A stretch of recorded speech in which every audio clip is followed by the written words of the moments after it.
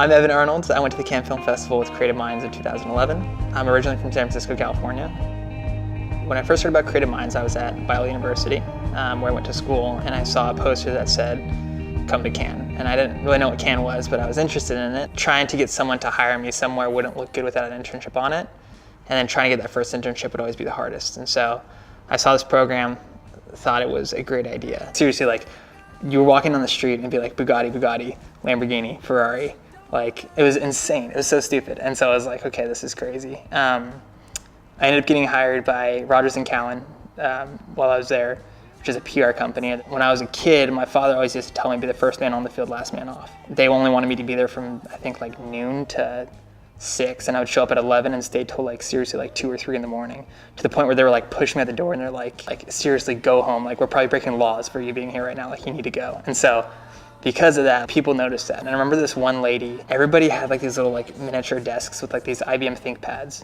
And there was one lady who had like a leather chair and a MacBook, and she was sitting by the window with a TV in front of her. And I was like, I don't know who she is, but I wanted to impress her.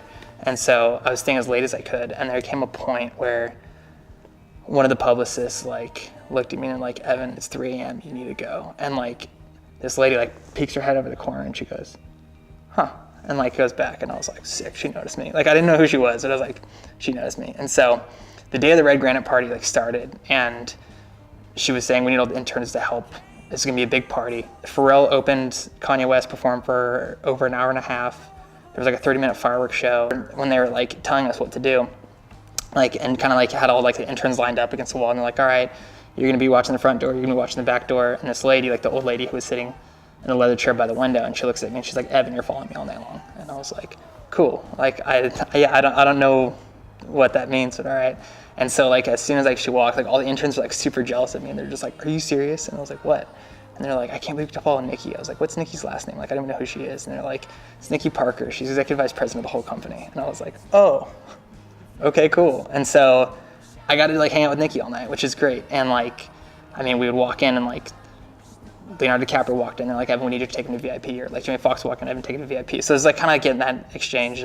But that internship with Creative Minds, that kind of turned into the internship with Industry Entertainment, then kind of turned into an internship with Lord Zixon Productions over at Sony. Did the same thing, first man on, last man off, stayed till 1, 2 on school nights, and was interning 3 days a week, going to school 2 days a week, and working on the weekends. And there just came a point where they were in prep for The Butler. The movie was starting to get made, and so they said to me, do you want to come to Louisiana with us? And I was like, yeah, like, of course. I went down to New Orleans for 4 months, and it was like, I was thinking to myself, like, I paid X amount of dollars for Cannes at Creative Minds, and it was like such an experience.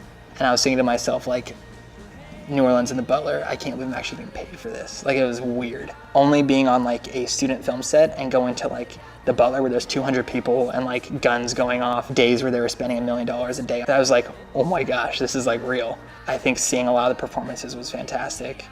Getting to know a lot of the cast and the crew and just like different producers and stuff was great. I was walking at base camp one day where all like the trailers were parked, and I saw that Oprah's like makeup like trailer door was open, and one of the makeup ladies walked in with like a stack of O magazines, like she was stocking stuffers or I don't know what. And I was like, oh, I was like, okay, I gotta go in this. So I went into the room and I said, she started like signing the magazines or whatever, and I was like, hey Oprah, can I get a picture with you? She's like, sure, of course. And I was like, but here's the thing, like, I don't want a picture with you unless it's arm wrestling you.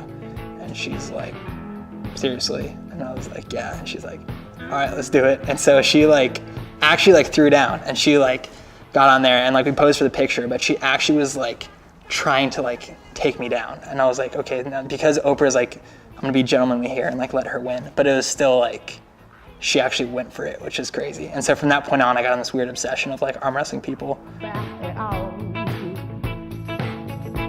On the set of The Butler, it was great experience. The person who packaged all the financing on it was Cassian Elwes. Butler was finished, it was completely edited, and it was getting ready to go. Cassian saw me and he's like, Evan, how are you? And I was like, oh, I've been well, how are you doing? He's like, I don't know, just like, he's like, how are things? How's things post Butler? We started chatting, and he asked me, what are you doing? And I said, looking for my next thing. And he said, give me a call. And so, I mean, he's one of the busiest producers in Hollywood. He does about 8 movies a year. Apparently his assistant was leaving, and then Okay, morning. And this is our domain. So this is where Cassian takes a lot of his meetings. I'll take meetings here as well. I watch a lot of movies on this TV, which is cool.